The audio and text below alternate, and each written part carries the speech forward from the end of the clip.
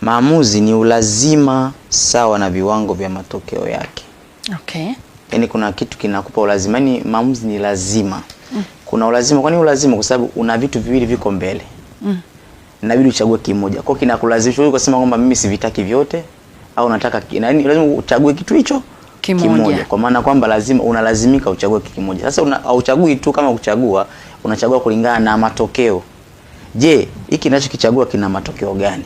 Na ndio maana Mungu mwenyewe anasema kwamba chagua, mbele yako kuna laana na baraka, chagua, lakini pia na shauri. Chagua baraka kwa sababu zina matokeo mazuri. Lakini kama mtu atachagua laana basi ni sawa, ni yeye mwenyewe kachagua, lakini matokeo yake ni mabaya. Kwa maana yake maamuzi yanakupa machaguo mawili, una machaguo yako mbele mawili, mbele yako au zaidi ya mawili. Unapaswa kuchagua moja. Kwa hilo moja hilo pia zingatia matokeo yake ni yapi. Okay. Sasa tumemaliza mwaka 2025, tunakwenda kwenye mwaka 2026. Sijui ni mambo yapi ya kuzingatia katika kuyafanyia maamuzi ili tufanye sasa maamuzi sahihi yatakayotufanya mwaka wetu 2026 uwe na tija kwetu. Ndio. Sasa kuna vitu vya msingi vya mtazamaji anapaswa kufanyia maamuzi. Hakuna namna. Lakini pia ajue kabisa kwamba hivi maamuzi yanatokea wapi? Kitu gani kinachotufanya sisi mpaka tuingie kufanya maamuzi? Tukumbuke ni kwamba Mungu alivyotutengeneza sisi kama binadamu ametutengeneza katika sehemu kuu tatu. Tuna roho, tuna nafsi, lakini tuna mwili. Kwenye roho ndo ameweka kusudi lake, kila moja na kusudi lake, na ndio maana mtu akifa kusudi lake limeisha la kuishi duniani. Ndio. Lakini kwenye nafsi ndo kuna sehemu tatu, kuna akili, kuna hisia na utashi. Sasa sehemu ya utashi pale ndo sehemu ya maamuzi. Maana unapata mawazo kwenye akili yako, kuna hisia unazo za furaha, kuna uchungu za nyingine ni maumivu, lakini pale kwenye maamuzi ndo kitaamua kile kilichomo kwenye akili kitaonekanaje nje. Okay. Maana utajua mtu kitendo anachokifanya ni kile ambacho amekitafsiri ndani mwake. Okay. Kwa maamuzi ameweka kama mlango na Mungu ametoa kila mmoja awe free kufanya maamuzi. Okay. Hamlazimishi mtu, hata mawazo, hata sio lazima la kuoa, ni mtu tu anatakiwa kuamua. Mungu amletee mtu kwamba asa mimi lazima umuoe fulani, lazima, hapana. Anamleta mtu mbele ya mtu. Hata Adamu aliletewa Eva, afu yeye ndo akatafsiri kwamba ni mwanamke. Kwa alimpa jina kulingana na maamuzi. Kwa Mungu anatoa maamuzi free kwa kila mtu. Kwa hiyo ni sehemu ya free will, kila mmoja anaweza kaamua akafanya kitu cha kwake. Lakini kuna maamuzi ya msingi ambayo 2026 mtu hapaswi kuyakosa. Okay. Jambo la kwanza ni swala zima la kiroho, ni yeye na Mungu, kumjua Mungu zaidi. Okay. Kwa sababu wengi umetokea wanampuzia Mungu. Mambo yamekuwa mengi. Yaani mambo mengi, muda wa ibada na Mungu kuomba, naona kabisa ni vitu vya kijinga. Mtu anauliza mimi kanisani ni masaa mangapi jamani? Masaa mangapi tunachelewa, tunafanyaje? Utafikiri kwamba hajapoteza masaa mengine kwenye shughuli zingine. Na hichi kitu kimekuwa kikubwa kweli sasa hivi. Yes, kimekuwa ni shida. Jamani, hivi ibada zenu unaanza ngapi mpaka saa ngapi? Muda mrefu jamani. Tunataka tumie muda huo kuangalia TV. Angalia TV, angalia vichekesho, angalia nini. Kwa issue ya Mungu watu wameipunguza sana. Wameongeza issue zima ya mtandao, kujua kitu fulani. Na hii dunia hakuna mtu ambaye haabudu Mungu yoyote. Na ndio maana Mungu shetani na Mungu. Kwa nini Mungu? Kwa sababu yeye nafasi kwamba kila mmoja anaabudu kila ambacho anakiona. Lazima mtu aabudu. Kwa pamoja na mambo yote mbalimbali tunatamani mafanikio ya mtu, lakini nyuma ya mafanikio ya mtu kuna ibada. Na ndio maana kila mmoja kiangalia ratiba zake atakwambia asubuhi sio anaswali, asubuhi mwingine anaabudu, yaani kila mmoja ana mambo yake ambayo anafanya asubuhi. Kwa kabla hajaenda kwenye mambo yake ashatanguliza masuala zima ya kiroho hapa. Kwa mtu lazima ajue kabisa 2026 sitaki kwenda mwenyewe. Yaani hakuna namna nitafanikiwa hata kama utafanikiwa nje ya Mungu. Hata kama utafanikiwa nje ya Mungu ni kidogo sana, sio vile ambavyo Mungu amekusudia. Hii ni jambo ambalo mtu aweke mkakati mapema kabla hajaingia 2026. Sawa. Lakini mahusiano ya mtu binafsi na Mungu. Yes, ni very important. Wengi wanasema unajua mambo haya imani haya. Sasa imani hayo ukimwangalia naye pia ana imani zake. Anaweza sio na imani kwa Mungu, ana imani na mizimu. Ana imani na mizimu sio ya ukoo, yafanyaje, wanaenda kuna muda fulani anaenda makaburini. Anakataa huko, akija public anasema Mungu hayupo. Akitoka pale usiku ana ibada zake, anafanya mambo yake. Alafu wanawaambia na matokeo yake ni magumu pale yake. Afu mwisho wa siku tunatamani matokeo yake, ana magari, ana majumba, lakini haelezei wazi kwamba jamani huwa na mimi nafanya ibada. Anakuambia masuala ya Mungu vijana msizingatie sana. Jenzi, Masuala ya Mungu achana nayo. Sisi tuzingatie masuala ya malengo. Sasa mnaga malengo kutimia kama kuna factor ya Mungu. Otherwise mtu atatembea katika njia nyingine. Ndio maana Mungu pia anatoa wazi kwamba kila mmoja achague. Kama unaweza kwenda na mimi, twende. Nikusaidie, ila matokeo yake utapata haya. Ukienda shetani, matokeo yake pia yapo vile vile. Wengine wenye matatizo makubwa sana. Urafiki anakupa magari mengi ndio, lakini unakosa mtoto, lakini mwisho wa siku sadaka, atataka kumaliza. Yaani hakuna furaha. Nimeona juzi mtandaoni kuna mtu kasema nataka nitume hela kwa watu ambao wanataka hela za Christmas. Ila kumbukeni mwezi wa kwanza kuna jambo nitalifanya. Mambo ni kwa anataka kutoa hela bure, lakini kuna jambo atalifanya. Atatoa sadaka mtu hapo. Naona kwa sababu anaabudu pia ili apate zile fedha. Lakini jambo la pili, mtu anapaswa kujua kusudi lake, kwa nini ameomba duniani. Okay. Mmoja na kukimbizana, kwa nini mtu anaenda kazini? Mtu ana miaka 6 kazini, haelewi anachokifanya. Pesa hazitoshi, madeni yanazidi kuongezeka. Yeye ni nani? Hajui. Anajitafsiri yeye kulingana na mazingira alionayo. Kitu ambacho sio sahihi. Mazingira hapaswi kumtafsiri mtu, ila sisi tunabidi tutafsiri mazingira. Okay. Yaani wewe ndio una nguvu ya kuyatawala mazingira na kuyapa jina vile unavyotaka. Kwa mtu mwenyewe lazima ajue mimi ni nini ninacho ndani, kilichomo ndani mwangu ni kitu gani. Akikijua hicho, ataishi vile yeye anavyotakiwa kuishi. Okay. Leo hii tutatamani maisha ya Ronaldo, tutatamani maisha ya wanamuziki, tutatamani, lakini sasa ni mwanamuziki, yeye afanye kazi yote, anaimba tu. Amejua yeye ni nani, anaweza nini, anakitumiaje, anafanya vizuri, na tunatamani anafanikiwa zaidi kwa sababu kwenye right place. Kwa kila mmoja ana kitu ambacho Mungu amemwekea. Hilo jambo la pili la msingi sana katika mambo yote, mtu ajue kwa nini yupo duniani. Lakini jambo la tatu au kufanya maamuzi ni kwamba kujua na kuishi malengo kwa malengo. Hapo sasa.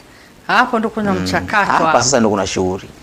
Mtu anafurahia mwaka umeisha, najua mwaka umeisha. Jamani mwaka umeisha na wenda kuna pilau sasa, mtu anaandaa nguo, anaandaa nini, magari, nini, yani maua, sikutembea Mlimani City kwenda maeneo ya kufurahia. Lakini muuliza na malengo gani na mwaka ujao unaokuja? Lazima aweke malengo kwenye eneo la kila kilo, yeye na Mungu, aweke malengo kwenye eneo la fedha na uchumi. Fedha yake anataka afanikiwaje 2026. Kwa sababu Mungu hatofanya zaidi ya vile ambavyo umepanga. Lakini pia matumizi. Na matumizi yake pia uweke. Naingiza shilingi ngapi? Je, mwaka huu nina mpango gani wa kuongeza vyanzo vya mapato? Je, mwaka huu nataka niongeze kitu gani kwenye eneo la fedha? Lakini kwenye eneo la mahusiano pia, nahusianaje na watu wengine? Je, kuna watu nimekwazana nao mwaka huu? Solve mapema kabla hujavuka. Mimi nisaidia sana, nilivyojua kabisa kuna mtu nilimkosea.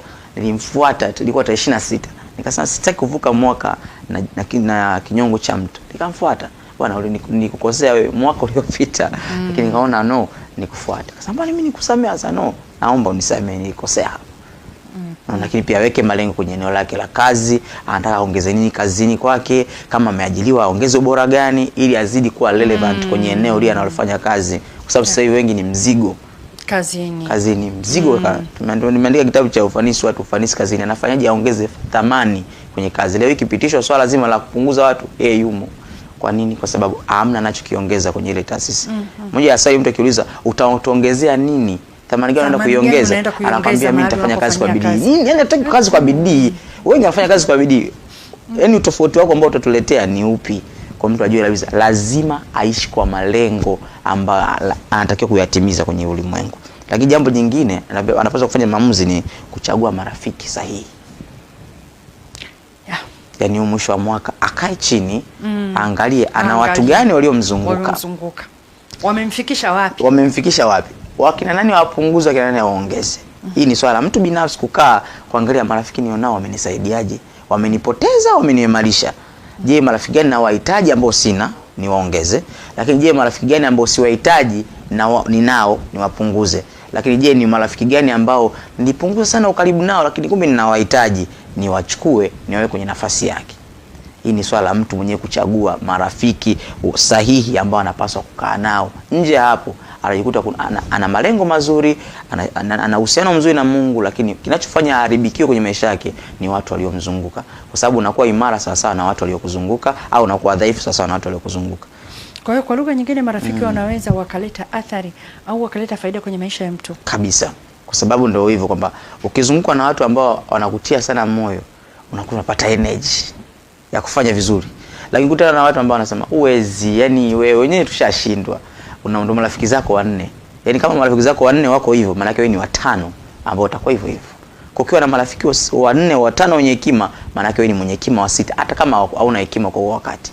Watakufanya tu, unashangaa mazingira unakaa jamani. Mimi na marafiki wengi nakaa nao, wengine na gari, kwa ukikaa nao wanazungumzia milioni 10, 20, unajikuta na wewe akili inaanza nasema kumbe ni swala dogo tu, na mimi niwaze nifanyaje. Kunaonekana ni wewe unaanza kuwa na hiyo akili kwa sababu ya aina ya marafiki uliyojizungushia. Kwa hiyo kuhusiana na Mungu ni vizuri, kuwa na malengo ni vizuri, kujijua wewe binafsi ni vizuri, lakini marafiki wanaweza wakaamua ufikie wapi, uishie wapi, kwa sababu wana nguvu hiyo, kwa sababu marafiki tuna nafasi tunawapa kwenye moyo ndani yetu. Lakini pia jambo jingine ni kuishi maisha yanayoongozwa na mifumo. Yaani lazima uwe na mifumo maalum, kwamba hii mifumo yangu hii nataka ni set mifumo ambayo itaniongoza maishani mwangu. Sio naishi tu umeamka siku inaisha tu. Una malengo, mtu anaweza kuwa na malengo 3. Leo nataka niingize, ameshaingiza hela, nimetaka kuingiza milioni 10 tayari, nalala. The rest basi kulala, kuna vitu vingine. Unaishi kuishi kwa mfumo, uishi kwa mfumo, ujue kabisa hapa nimeanza na ibada. Malengo yangu ni yapi? Nafanya jambo lingine hapa. Najiongeza kimaarifa, na mtafuta nani hapa nimuongeze kwenye network yangu. Yaani ni mambo mengi ambayo mtu lazima awe nayo yanaongoza maisha. Kanuni gani zinazoongoza maisha yake? Ni mtu mwenyewe sasa, ni kufanya maamuzi. Otherwise watu wengine watamuongoza maisha yake. Lakini jambo jingine ni kujitofautisha. Okay. Lazima mtu afanye uamuzi wa kujitofautisha kwamba mimi ni nani? Naweza kitu gani? Kwa sababu ukikaa sawa na watu wengi walivyo, utakuwa sawa na watu wengine na hakuna kingine ambacho kitaongezeka. Kwa mimi nina uwezo wa aina fulani, najitofautishaje na watu wengine? Watu wengine watakupenda sawa na utofauti wako ulivyo. Na hapa kwenye kujitofautisha kuna correlated sana na ile point yako ya pili ya kwamba lazima ujue kusudi lako. Yes. Kusudi lako linakupa utofauti. Watu wanapenda walio tofauti, sio walio sawa na wao. Mwalimu. Ndio. Nilikutana na mtumishi wa Mungu mmoja siku moja. Ndio. Akasema tulikuwa mahali anasema isingekuwa ninaijua sauti ya Mungu vizuri ningeweza kusema kwamba hakuwa Mungu. Lakini alikuwa Mungu kabisa. Walikuwa kwenye darasa la wafanyabiashara. Anasema akasikia ndani yake kwamba ongea na wale mabinti wawili. Wanachokifanya ndilo kusudi langu mimi nililowaletea huko duniani. Lakini inaonekana kuna namna kuna kuvutana, kwa hiyo yani ina maana yule mtumishi wa Mungu aongee nao ili kuwatia moyo kwamba hicho anachokifanya ndicho sahihi. Kwa hiyo baada ya ile darasa anasema nikamfuata wa kwanza. Nikamuuliza unafanya nini? Hivyo unafanyake nini? Akasema mimi nafundisha watoto. Alafu alivyosema hivyo akasema lakini by the way mimi sio mwalimu. Mimi sio mwalimu, ila asimu najua basi tu, yani sijui nikatokea tu kupenda, yani kwa ndo nimejikuta huko, lakini pia nawaza naona sijui nirudi kwenye career yangu na hivi na hivi. Akasema tukio tumekaa darasani, Mungu aliniambia kwamba nije nikwambie unachokifanya ndio kusudi lako la wewe yani kuja huko duniani. Na kwa sababu hiyo yeye atafungua milango ya baraka kwako, atafanya hivi, atafanya vile. Anasema yule binti alilia, akalia, akasema wewe mtumishi, umejuaje? Kwa sababu nilikuwa yani akili yangu ilikuwa inatafsiri mazingira ambayo nimezunguka nayo, nikawa naona lakini kilicho nisukuma mimi nifanye hichi kitu ni kitu ambacho nilikuwa nakipendaga tu, yani huwa nilikuwa nakisikia ndani yangu. Akasema sawa. Kwa hiyo akafanya appointment waonane siku nyingine. Akaenda kwa wa pili. Na hao wote walikuwa imani tofauti na ya kwake. Akasema akaenda kwa yule wa pili. Akamuuliza, wewe binti, hivi wewe unafanya shughuli gani? Akasema naona taibu kukwambia. Akaambia kwa nini? Akaniambia niambie. Akasema mimi naimba. Akasema unaimba? Unaimba nini? Akasema naona aibu kwa sababu mimi naimbaga tu nyimbo za mapenzi.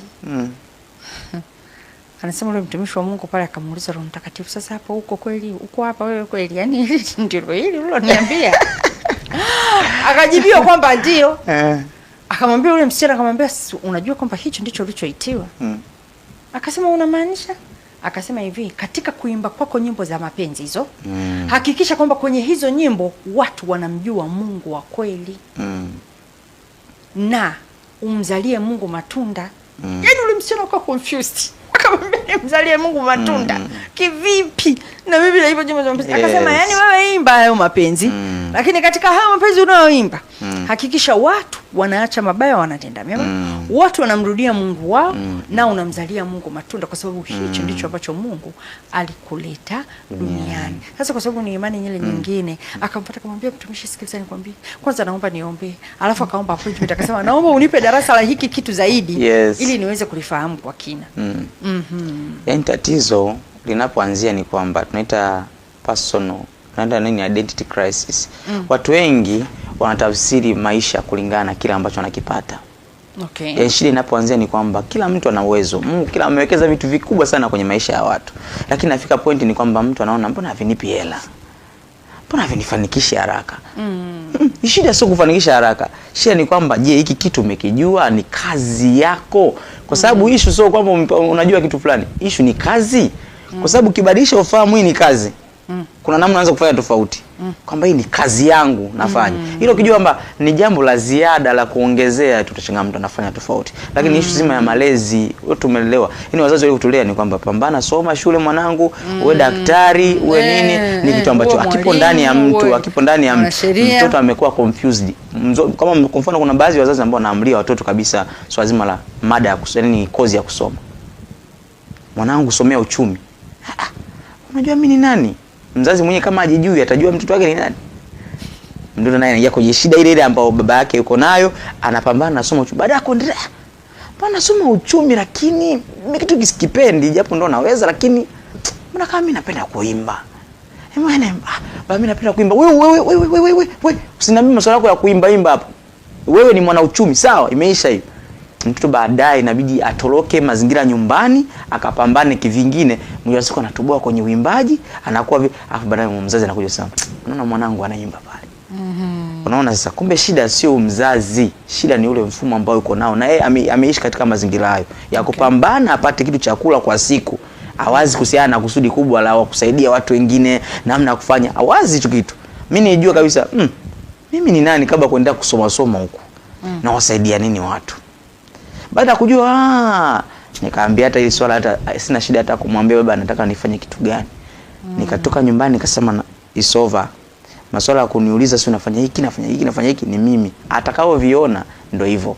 Kwa nikajua kabisa mtu hawezi kufanikiwa akiwa katika ule ulingo wa kifamilia. Wana familia wengi wanafanya wengi wanafeli. Yaani wana familia wengi. Kufuatia kwenye Biblia inabidi Mungu amtoe mtu kwenye familia, ampeleke mbali na familia, ajitafute yeye ni nani, baadaye ndo ajue kusudi. Kumbe ni mimi. Musa asingeokoa na Israeli kama ingekuwa kwenye kwa Israeli wenyewe. Kwa kibudi Mungu atengeneze ka mechanism fulani, waanze kutafuta si wanaume nini na nini, akaambia kwenye maji yule mama mpaka kaenda kule kwenye ufalme kwenye nini kwa mfalme Farao pale, akaenda kusoma ufalme wa Farao pale, akasoma masuala ya kusoma, kujua kusoma na kuandika kufanyaje. Baada ya Mungu anaona sasa muda wako umeisha kukaa hapa na jangwani. Kumpeleka jangwani sasa kule ndio msa anajua mimi ni kwa ajili ya kuokoa na Israeli. Wow, najua. Kwa sababu mtu kingine mtu cha kumsaidia ni kwamba mtu anapaswa ajue kabisa kugundua kusudi sio kitu kigumu. Shida ni kukubaliana nacho kwamba miki ni cha kwangu. Kwa mtu kama utamwambia, okay, jambo la kwanza mtu aangalie yeye anapenda nini. Hivi vitu unavyopenda Mungu hajawapa tu kupenda, vina sababu. Kwa nini upende? Kwa nini vinavuta moyo? Yaani ukisikia I like. Naona vinavuta moyo. Je, passion yako, shauku yako ni ipi ambacho kitu gani ambacho unaweza kufanya hapo hata usipolipwa okay. Na fly tu ujalipo, unatumia muda mwingi hapo, umeridhika. Unaona kabisa hiki ndio chenyewe. Mtu lazima awe makini kuangalia ni kwamba kama yeye hatojua hiyo vya kwake, watu watampa ongea vya vingine. Kaambia wewe mwana mitindo. Mwana mitindo. Unanifurahisha kweli. Usipojitambua wewe mwenyewe watu wanakupangia. Watu wanakutambulisha. Yaani hawezi kuwa hivi. Na watu wakijua una uwezo fulani, wana utaalamu fulani wa kuweza kutumia. Binadamu wako vibaya sana. Kuna mtu nipata kesi yake ni kwamba yeye anapenda ni mwimbaji. Sasa kwa sababu ajue ni mwimbaji, kuna mtu mwingine ni producer anamtumia huyo mtu, anambia imba tu imba. Anaimba, hajioni kwamba ni mwimbaji, hajioni. Anaimba tu akijijui, hajioni yeye mwimbaji. Anamtumia nyimbo zake, anaziweka kwenye blog zake, anaziweka anazituma, anaendelea kupata fedha kupitia huyo mtu. Baadaye anashtuka, mbona mimi nafanya kama natumiwa hapa? Sasa hii kesi mimi nafanyaje? Naambia wewe ni mwimbaji. imba nyimbo zako. Kwani mimi kwa nafanya tu kama ziada, sio ziada, ni wewe huyo. Kwani uko unafanya kwa moyo kiasi kile? Ni wewe huyo. Kwa utakiwi kufanya tu, fanya kwa serious. Sasa hivi uko serious, anafanya vizuri. Lakini mwanzoni alikuwa anatumiwa na binadamu. Binadamu ndio jinsi walivyo. Kigundua una uwezo fulani, wanakuchukua, wanakuweka sehemu ambayo wanataka wao wakutumie kwa huo muda. Baadaye wanakuacha. Hivyo hivyo. Ndio shida ya binadamu. Kwa mtu mwenyewe lazima akae ajue kabisa mimi ni nani. Utambue wewe ni nani. Ajue yeye ni nani. Lakini pia wazazi wawasaidie watoto kujua ni nani. Ndio maana nikiwa na shauri wazazi, na shauri kwanza naanza na wao kwanza. Wanajua wao ni nani. Na dini nao, kwa sababu huwezi kumsaidia mtoto nje ya vile anavyojijua. Okay. Watoto wana talenti nyingi sana. Kwa kweli wazazi tunakuwa wakali. Mtoto akisema sijui nataka kitu fulani, kila saa nataka niende kwenye mazoezi mimi nikacheze mpira. Wewe mpira umeanzaje? Sasa hizi ni kusoma. Sasa hivi ni kusoma. Nenda kasome. Wewe ni daktari. Mtoto anapambana maskini. Masomo yale yanakuwa magumu kwake. Na hiyo ndio shida pia moja ya kisaikolojia, tunaita vifungo hisia. Yaani mzazi anajifungamanisha na mtoto wake. Yaani uhusiano wa pande mbili ambao maoni ya upande mmoja yanaamua maisha ya upande ya mtu mwingine. Yaani mzazi na mtoto anaingia kwenye vifungo vya kihisia. Yaani kwamba mzazi anamwamlia mtoto, anampa maoni, mtoto anaisha maoni yake na kile anataka kufanya, anafanya cha mzazi. Lakini pia mtoto ana nguvu ya kumwamlia mzazi nini afanye, mzazi anaacha, anamfuata mtoto. Na wengi wanahisi ni upendo. Kwamba huu ni upendo, mwanangu nampenda mwanangu iko vizuri, ananishikisha kila kitu. Baadaye ananisikiliza ninachomwambia. Kila kitu anasikiliza. Yaani mwanangu nikimwambia, na yeye pia kumbuka anamsikiliza mtoto, na hivyo hivyo anaweza kusema, "Mama mimi nataka nguo." "Mwanangu nimekununulia hiyo, mbona?" Anambia, "Sitaki." Mama huyu anajifungasha kununua nguo. Na yeye atoa haya, sasa hizi atuangalie vichekesho. Kaa hivi anasikiliza. Yaani kama wanapeana wana kila mmoja ana nguvu na nafasi. Sasa shida ni kwamba huyu mtoto hata akikua atakuwa anataka maoni ya watu wengine, sio ya kwake. Kila kifanya sasa, "Nifanya vizuri jamani. Nifanyaje? Watanionaje? Kitu kikoje? Watanionaje?" Kwa sababu ametengenezewa na mzazi wake. Sasa kitu kibaya, alikutana na watu wabaya, akaomba ushauri, watanionaje watu wabaya. Hivi kitu hiki nifanyaje? Wakamshauri, ndio tokana wanaibuka wavuta bangi hapo. Lakini naubuka wanaume ambao wanategemea wazazi kila kitu. Ndio shangaa ni mwanaume lakini simu. "Mama, hivi mwanamke ananiomba hela, mimi nifanyaje? Nimpe au nifanyaje?" "Mpe mwanangu." "Mimi mama, hivi watu wangapi wanafaa? Majina yao." Unaona hiyo kishida. Imetengenezwa na mzazi kumhold mtoto kutotaka kae mbali na leo kuna vijana ambao wameoa na wanakaa nyumbani kwao. Okay. Yes. Lakini pia kuna kacha za watu ambao wao hiyo ni fahari, kama wenzetu wenye asili ya Kiasia. Wao ni sawa kwamba mtoto anakaa nyumbani kwa wazazi wake, anaoa hapo, anakaa mazingira yale na pale kuna yani wanaoa, yani wanakaa pale generation kama 3 hivi. Yani mtoto, baba, bibi hivyo. Lakini uangalie ni kwamba hawaishi kusudi wale watu. Kusudi la Mungu alikai kwenye kundi. Hawaishi kusudi la Mungu lolote, kwa sababu wanategemea msingi aliyeanzisha familia. Wanaishi kwenye nyumba, maana yake huyu akili ya huyu mtu ambaye anaishi hapa ni mali ya zababu. Wanaendelea kukaa hapo, wanakula na enjoy, wanakuwa na familia, hakuna kingine kitakachoendelea hapo. Kwa sababu gani? Wanalithishana. Sasa tulithishani kusudi. Ni kwamba mimi nilisisha mimi nimeumbwa tofauti. Ndio nimezaliwa na mzazi, ndio. Mzazi wewe ulikuwa ni njia ya kunileta mimi duniani kuwa na mwili, ila roho yangu ilikuwa mbinguni. Okay. Wazazi wengi wanadhani mtoto ni wa kwake, sio kwake. Hapana. Mtoto ni amekuja kama kupitia tu kwa mzazi. Kwa mzazi ajua kabisa, okay, huyu mtoto ni mzaa lakini kwa ajili ya ulimwengu. Dunia inamsubiri mtoto, sio mimi. Mimi nataka nimtengenezee mfumo mtoto. Nimepewa dhamana mimi. Yes, yani malezi ni mfumo wa kumtengenezea usalama mtoto katika ulimwengu ulioharibika. Ulimwengu ulipo umeharibika. Hasa usalama huo mtoto ni malezi ya mzazi. Kuanzia miaka 4 pale hadi 13 namtengenezea usalama, malezi ambayo mtoto atamuongoza, atamtengenezea msingi wa kimaamuzi, kifikra, kimawazo. Kwa kienda kwenye ulimwengu anafanya vizuri. Na kwa mfano mwalimu, umegusia hicho kitu hapo, japo sio jambo ambalo tunaliongea leo, lakini ni la muhimu. Hebu naomba niulize, kwa mfano mtoto kuanzia miaka 4 mpaka 13 ni mtoto analelewa na kwenye mfumo wa kimaamuzi na hivi. Na sasa ikitokea kwamba huyu mtoto akiwa na umri huu wa miaka 4 mpaka 13 hakupata malezi ya wazazi, mtoto huyu anasaidiwaje sasa huku mbele? Sasa hapo ndo kuna shida nyingine, kwa sababu hapo ndo binadamu anatengenezwa. Akifikisha mtoto akianza miaka 14 hadi 13, hapa ndo mzazi yani atupie misingi yake yote ya kimaadili, kiimani, kifaji. Mtoto akitengenezwa hapa huwa asahau vitu. Ataenda navyo mpaka nakuwa. Sasa kitokea mtoto hajamlea vizuri katika miaka 4 hadi 13. Au mwingine hajalelewa kabisa na wazazi, hana wazazi, labda amelelewa. Akiingia 14, ameungaunga yani. Akiingia 14, haamini mtu mwingine, anaamini anayemwamini. Okay. Yaani hata kama mtu ana mzazi, anamkataa mzazi wake hapo. Mzazi ataongea, ndio maana vitu vingi wazazi wanaongea, watoto hawafanyi. Kwa nini? Huu ni mli ambao mtoto anaanza kujiamlia. Anachagua mtu gani ambao ni salama kwa upande wake. Okay. Kama sio mzazi, kama nyumbani sio sehemu salama, automatically atatafuta sehemu zingine. Na ndio maana ukiangalia familia nyingi za watumishi wa Mungu wao utagundua kuna hiyo shida ya watoto. Mtumishi wa Mungu lakini mtoto wake ana shida ya kimaadili. Kwa nini? Ni kwa sababu nyumbani sehemu salama, lakini hakuna misingi iliyomtengeneza vizuri mtoto. Mchungaji, mtumishi wa Mungu uko busy na watu wengine, haiko busy na watoto wake. Ishi kukaa kwenye mazingira sahihi sio shida. Mazingira sahihi yanampa nini huyu mtoto? Atengenezewe misingi kama mtoto, wacheze na wazazi, wafurahi, ashauriwe, mwanangu kipitia shida fulani awe wazi. Ndio maana huo ndio umri mtoto anatakiwa anauliza maswali mengi. Mama, hivi mtoto wewe mama, mtoto umempata wapi? Si nani anauliza makusudi. Hivi vitu vitamsaidia mbeleni huko.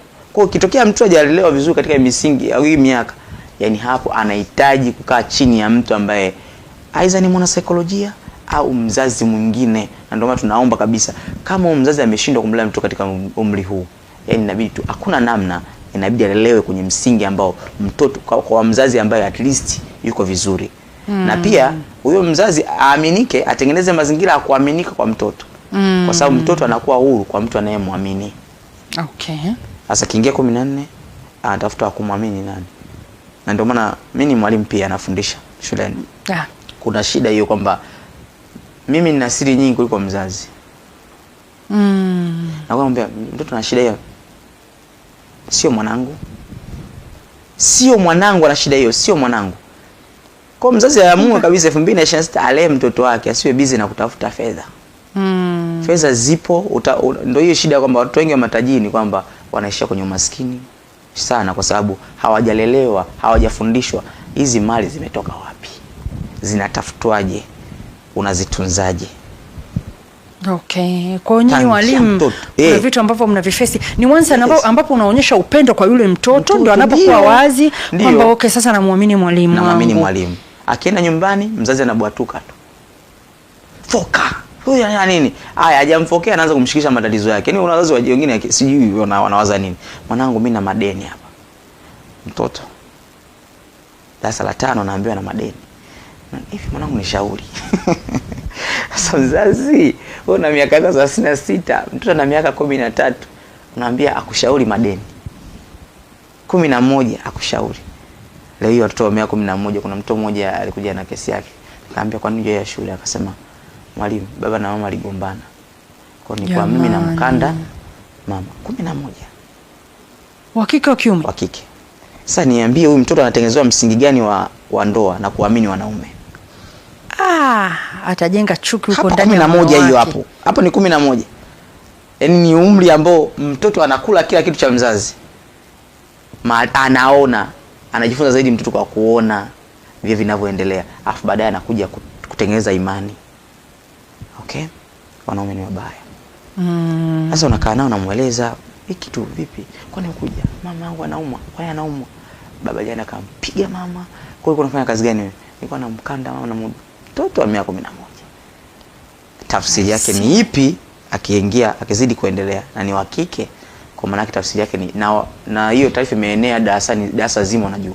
Jamani, na sasa kama nyinyi kama walimu mnamsaidiaje? Mna mtaala ambao unawaongoza watoto wa namna hii, mwatreat vipi? Au ni hekima tu ya mwalimu ambaye jambo limemkuta? Nakaa naye. Njoo. Ngundua yuko mtoto kwenye shida, ile darasani. Anamkumbuka mama yake nimemwacha kule. Anaweza katoka break kumwangalia mama. Kwa hiyo kitu tulicho notice ni kwamba unaona mtoto amepoteza mwelekeo, haelewi. Mbona kuna shida? Mbona kama, kwa sababu mimi sipendelea sana unaanza kumpiga tu mwanafunzi, unampiga tu. Huwezi kumpiga tu na mwanafunzi akifikia level ya uchungu sana, ukimpiga ajisikii kwa sababu ana maumivu ndani tayari. Kwa utapiga asisikii kwa sababu ana maumivu makali kuliko hata fimbo. Kwa utapiga lakini ndani kuna shida. Unakaa naye samani, vipi ilikuwaje mama? Vilikuwa hivyo, akagombana, anaanza kulia. Nini kinachofanya alie? Kuna maumivu yako ndani.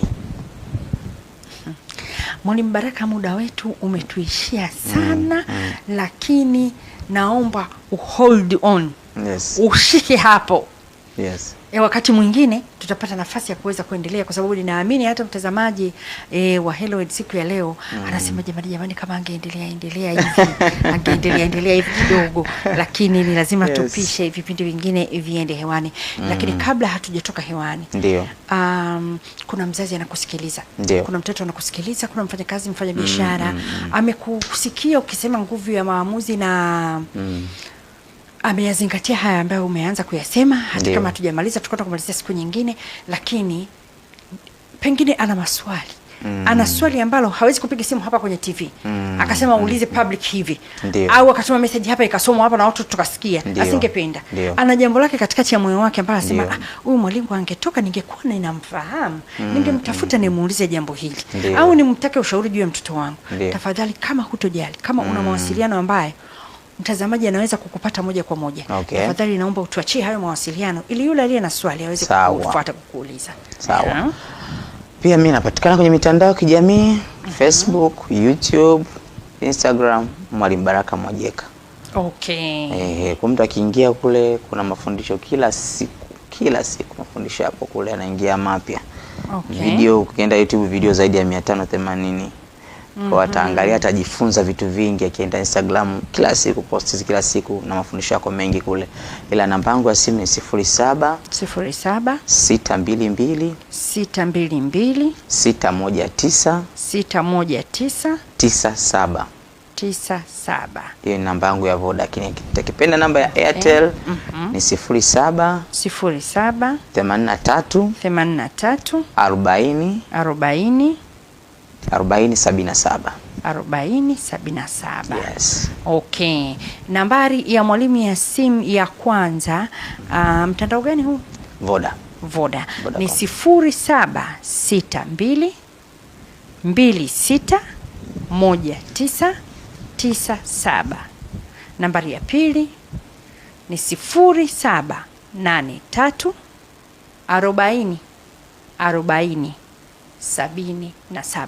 Mtazamaji wa Hello, una swali lolote ungetamani kumuuliza mwalimu, una mtoto unayemlea wewe mwenyewe katika mambo yako ambayo unataka kuyaamua 2026 na unataka uyawekee mkakati ili mambo ya mwakani uwe ni mwaka wenye tija kwako, basi unaweza kuwasiliana na mwalimu moja kwa moja. Lakini kama alivyosema, ana account karibu mitandao yote ya kijamii, Facebook, Instagram, kokote Mwalimu Baraka Mwajeka utampata moja kwa moja. Mimi nikushukuru sana mwalimu, ninakushukuru sana kwa kuwa pamoja na mimi siku leo studio, lakini ninakukaribisha tena wakati mwingine. The door is very open.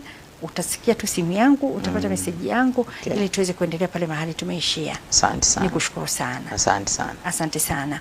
Lakini ninakushukuru sana bosi wangu wewe. Mtazamaji wa Hello, wewe ni bosi wangu bwana. Ndio unanifanya mimi niwepo hapa. Mimi ninakushukuru sana kwa kuwa pamoja na mimi siku ya leo kuanzia 12 za asubuhi mpaka hapa. Lakini shukrani zangu siwezi kuzihitimisha hapa, nitakuwa mtovu wa nidhamu. Niwashukuru sana timu ya Ifuata TV walionifanya niwe hewani siku ya leo.